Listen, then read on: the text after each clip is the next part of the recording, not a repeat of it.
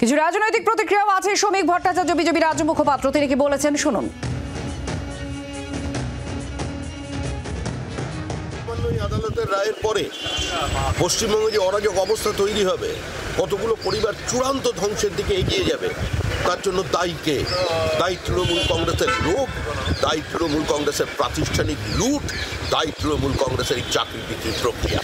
আমরা প্রথম থেকেই বলছি যারা অযোগ্য তাদের চাকরি যাক, কিন্তু যারা যোগ্য এর মধ্যেও তো আছেন যাদের মেধার উপরে ভিত্তি করে চাকরি পেয়েছিল, কিন্তু এদের পদ্ধতিগত ত্রুটির কারণে তারা আজকে পরিস্থিতির শিকার হয়ে গেল, তাদের চাকরি যেন থাকে তার জন্য কোনো না কোনো ব্যবস্থা নিতে হবে।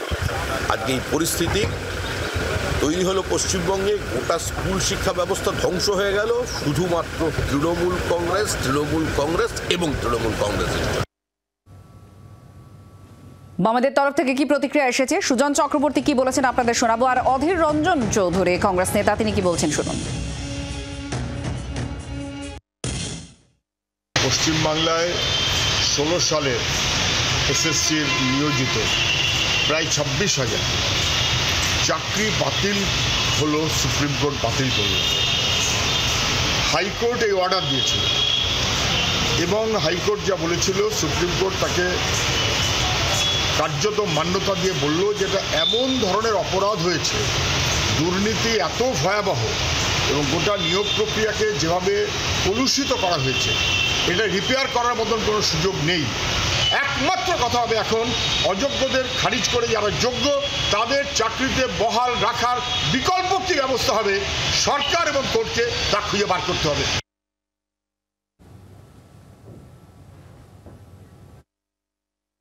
রাজ্য সরকার থেকে চাকরি বাঁচাতে চায়নি এবং এই রায়ে আমরা হতাশ। এই রায়, সুপ্রিম কোর্টের রায় কিছু বলতে পারছে না, কিন্তু আমরা সবাই হতাশ, কারণ এদের সঙ্গে চরম অন্যায় হয়েছে। বুক বেঁধে ছিল তারা মাসের পর মাস, বছরের পর বছর যে হয়তো বিচার পাবে, কিন্তু সেখানটায় রাজ্য সরকার এমন কিছু বিরোধিতা করেছে, যেহেতু সুপ্রিম কোর্টকে রাজ্য সরকার সহযোগিতা করেনি, তাই তাদের ব্যাপারটাই রাজ্য তো, কেন্দ্র তো আর বা সুপ্রিম কোর্ট তারা তার নিজেরা কিছু করতে পারে না ডকুমেন্টের বাইরে।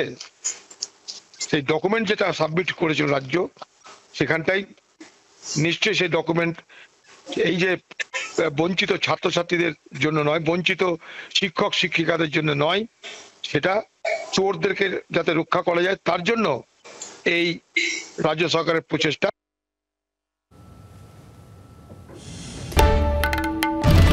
বাংলার আওয়াজ, বাঙালির আবেগ, জি 24 ঘন্টা।